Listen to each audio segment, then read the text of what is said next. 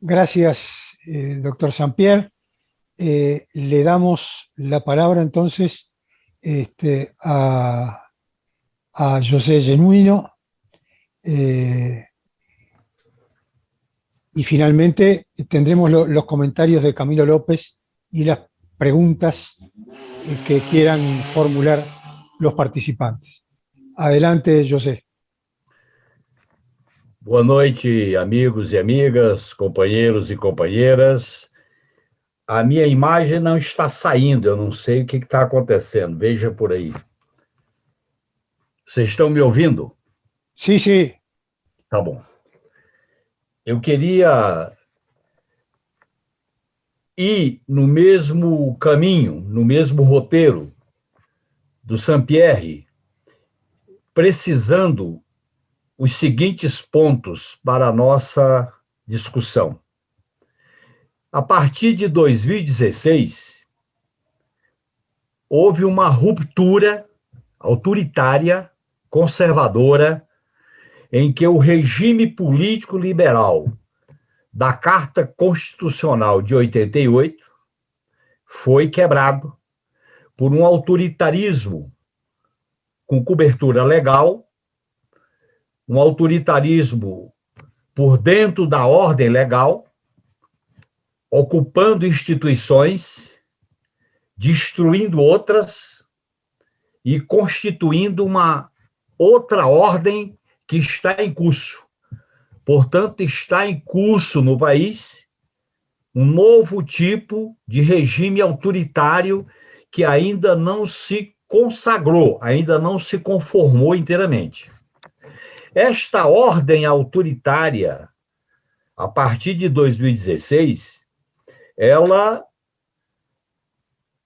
se constituiu numa necessidade histórica para atender à reestruturação capitalística, como a captura dos fundos sociais, a destruição das garantias dos direitos sociais da classe trabalhadora, os interesses da captura dos fundos sociais, tendo em vista a Previdência, o Sistema Único de Saúde, o sistema educacional e o sistema de saúde, e a geopolítica, que começou a se delinear a partir dos interesses geopolíticos norte-americanos em relação à descoberta do pré-sal e à lei da partilha, e a destruição da integração sul-americana com a Unasul e com o Conselho de Defesa sul-americano.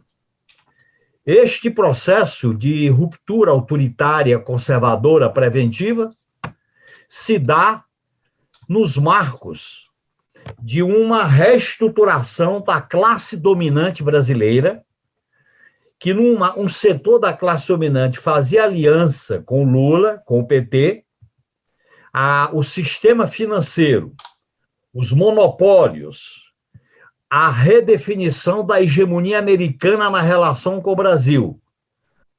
Essa articulação de ruptura autoritária preventiva buscava destruir as reformas sociais,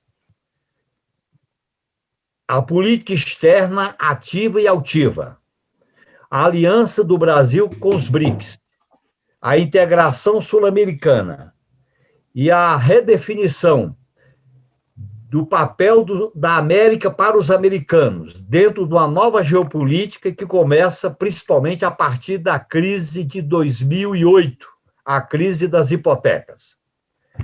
Nesta mudança autoritária, preventiva e conservadora, as Forças Armadas tiveram um papel decisivo.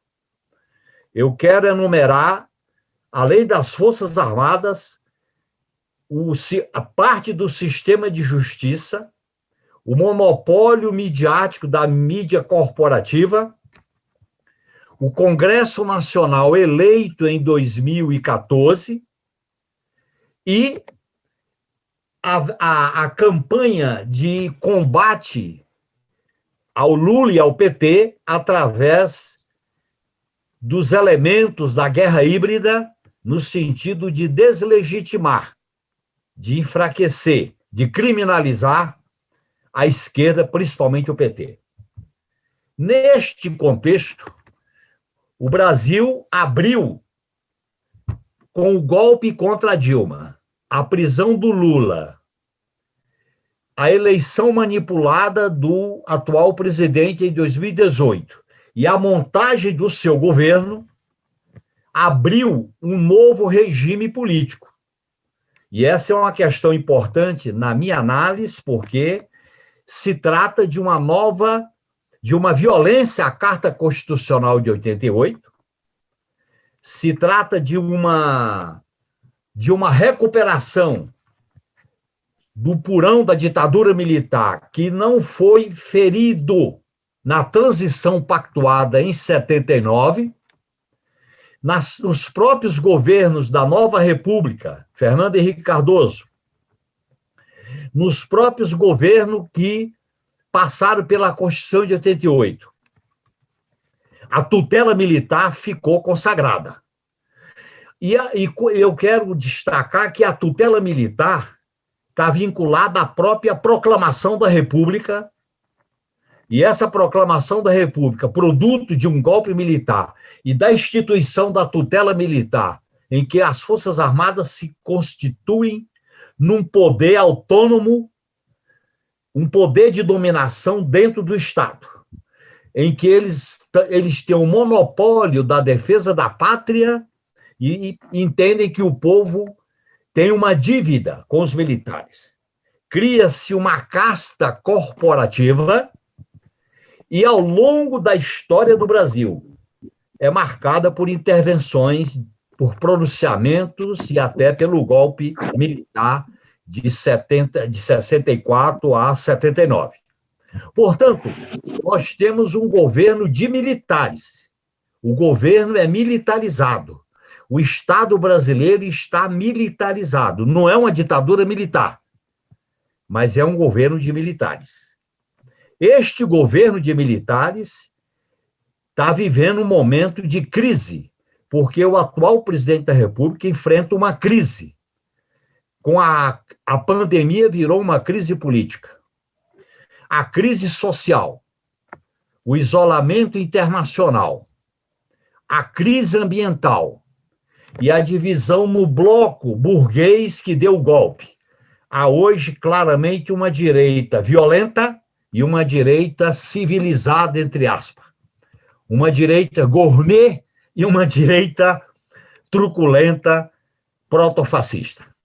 Neste cenário, a conjuntura se altera com a restituição dos direitos políticos do Lula, em que o Lula retorna à cena política como uma força, como uma referência.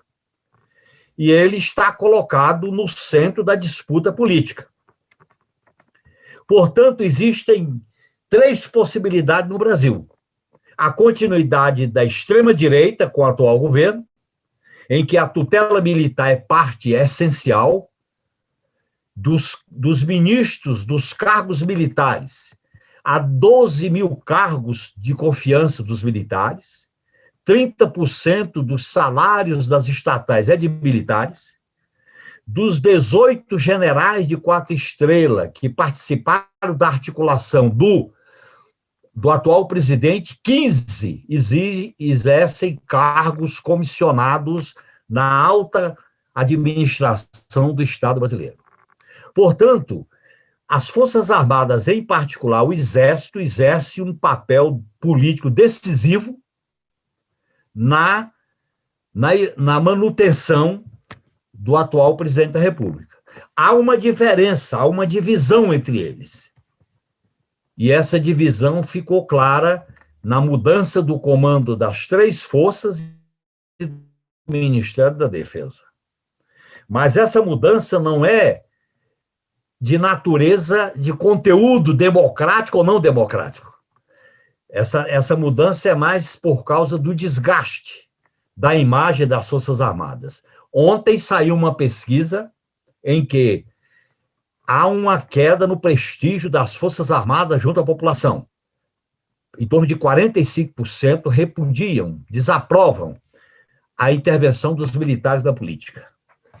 A questão política das Forças Armadas é um problema essencial do regime político democrático brasileiro.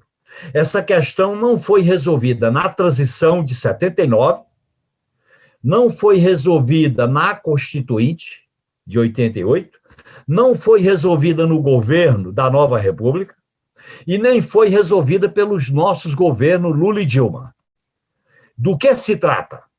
Em que o poder político emanado da soberania popular possa definir o comando político sobre as Forças Armadas, alterando principalmente o artigo 142, que trata da lei da ordem, desmilitarizar a segurança pública e estabelecer um período de quarentena para todas as carreiras de Estado, ao exercerem cargos políticos na alta administração, se afastarem das carreiras e terem um período de quarentena.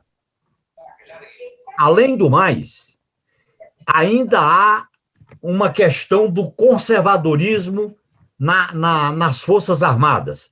Temas que foram importantes no governo do PT, como a luta contra o racismo, a luta contra o patriarcalismo, a luta com defesa dos direitos da comunidade LGBT, a luta em defesa dos índios e quilombolas. Essa luta enfrentou um conservadorismo dentro das Forças Armadas, em particular dentro do Exército. E essa questão diz respeito aos padrões de formação da doutrina militar. Há uma questão geopolítica decisiva para esse programa de direção política das Forças Armadas que diz respeito à integração sul-americana.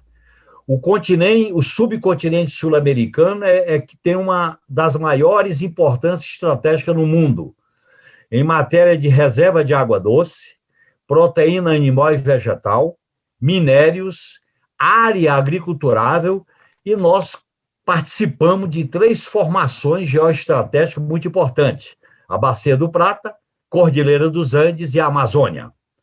Portanto, a questão geopolítica da América do Sul é fundamental. Nós incentivamos a formação da Unasul e do Conselho de Defesa Sul-Americano. E na reunião do Conselho de Defesa Sul-Americano, nós definimos por consenso a seguinte orientação: entre os países da Unasul é cooperação, a dissuasão é para fora. Isso estava coerente com a nossa Estratégia Nacional de Defesa, que definia a dissuasão como uma orientação de defesa.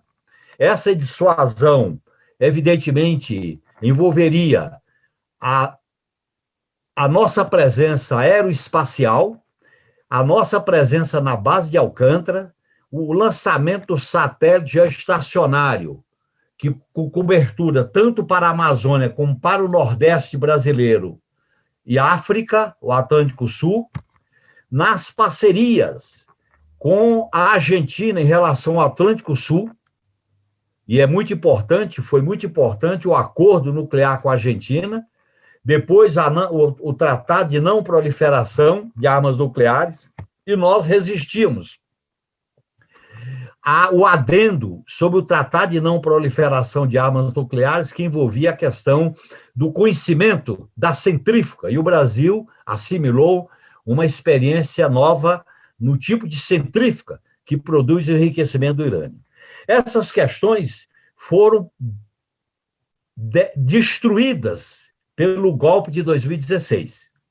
O golpe de 2016 atendeu uma geopolítica dos Estados Unidos de América para os americanos. Isso foi no governo Obama e teve continuidade no governo Trump. E o governo eleito aqui no Brasil, produto do golpe, estabeleceu uma subserviência em relação ao governo Trump, e agora está aí uma abertura, uma questão em aberto sobre qual a política do Biden para a América do Sul. Eu não tenho ilusões em relação a qual será essa política externa. Neste sentido, qual é a grande, qual é a grande encruzilhada que nós temos pela frente? É derrotar este movimento autoritário, conservador, que foi produto do golpe, da prisão do Lula e da eleição do atual presidente. Para derrotar este processo de regime político autoritário, é necessário hoje a gente construir um programa de mudanças estruturais. Sem mudanças estruturais, nós não podemos derrotar. Quando a gente ganha o governo sem mudar as estruturas do Estado, essas estruturas acabam golpeando quem está no governo, e foi isso que aconteceu conosco. Nós fizemos muitas mudanças sociais, nós fizemos muitos investimentos, nós fizemos muito avanço na política externa, nós fizemos uma política de aliança com segmentos do capital produtivo na área de estaleiros, na área do agronegócio e na área da construção civil. Estes setores foram profundamente golpeados pela estratégia da Lava Jato. O lava-jatismo foi uma estratégia de influência norte-americana e teve consequências aqui no Brasil, do ponto de vista da criminalização do PT, da prisão do Lula e de perseguição a alguma dessas lideranças. Portanto, eu entendo, quero expor para vocês, que a questão de ganhar o governo exige mudanças, alguns pontos de mudança. Primeiro, enfrentar o sistema financeiro para garantir uma reforma tributária que mexa na riqueza para financiar as políticas públicas como saúde, o SUS, como educação, como os direitos sociais. Segundo, enfrentar a questão da oligarquia financeira e da acumulação financeira, que no Brasil é escandalosa. Para se ter uma ideia, não se cobra imposto sobre juros e dividendos, de lucros e dividendos.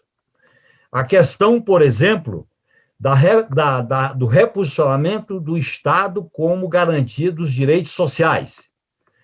A questão exige de nossa parte uma mudança no papel político e constitucional das Forças Armadas. Mudar parte do sistema de justiça para derrotar a justiça de exceção e o lawfare. E enfrentar o monopólio midiático, corporativo, familiar, que faz dessa aliança com as classes burguesas conservadoras uma estratégia de guerra híbrida. Não se faz omelete sem quebrar ovos. Nós temos que ter em mente que as condições políticas para governar o Brasil hoje são condições diferentes de 2002. A esquerda e a centro-esquerda pode ganhar a eleição, pode, é uma possibilidade. Mas para ganhar a eleição, ela tem que ter clareza de programa, clareza de objetivos e enfrentar essa crise sistêmica, porque nós estamos atravessando uma crise sistêmica com a pandemia, com a crise social, com a submissão ao Império Americano, com a desintegração da integração sul-americana e com o processo de privatização aqui no Brasil, que continua em curso, e a política de austeridade fiscal com base no teto de gastos. Portanto, a perspectiva nossa é de fazer mudanças estruturais. Sem mudanças estruturais, nós não vamos estabelecer um padrão de governabilidade que atenda os interesses da população. Para isso, eu opino que é necessário um bloco de esquerda e centro-esquerda, uma frente de esquerda de caráter democrático, popular e antineoliberal. Eu não sou partidário de uma frente ampla com setores da burguesia civilizada, entre aspas, porque esses setores não fazem a crítica ao programa econômico neoliberal. E eles querem submeter a esquerda, e particularmente ao PT, a uma domesticação para que a gente não realize as transformações que o país exige. Por outro lado, nós temos uma tarefa imediata, que é vacina para todos, pública e para todos, auxílio emergencial de R$ 600, e é necessário deslegitimar esse governo, de preferência tirá-lo, interditá-lo ou derrotá-lo em 2022. Mas nós temos que construir um programa alternativo que radicalize a democracia, a defesa dos direitos sociais, dos direitos políticos, a defesa dos direitos das mulheres, a defesa dos direitos dos negros e das negras, a defesa dos direitos da comunidade LGBTQIA+, a defesa dos quilombolas e dos indígenas, e a defesa de um projeto econômico alternativo para gerar emprego e alterar a riqueza, e mudar a riqueza. Esse projeto, ele tem, nas condições do Brasil, uma incidência no debate de uma nova ordem internacional, com base nos princípios da democracia, do pluralismo, do multilateralismo e de quebrar, de enfrentar o projeto hegemônico dos Estados Unidos para a América do Sul. Eu acho que essas são questões que vão exigir mudanças profundas. Portanto, nós estamos vivendo uma fase de acumulação de forças. No momento, a burguesia brasileira e os militares vetam a esquerda e o Lula. Há um veto. Eu não sei se esse veto vai prosseguir nas eleições de 2022, mas nós temos que estamos fazendo articulações já agora, estamos enfrentando como prioridade a pandemia, para depois discutir o programa e o arco de aliança para 2022. E neste programa, a questão das Forças Armadas tem um destaque, isto é, o poder político, que emana da soberania popular, tem que dirigir as Forças Armadas e fazer reformas no papel, na organização, na formação das Forças Armadas.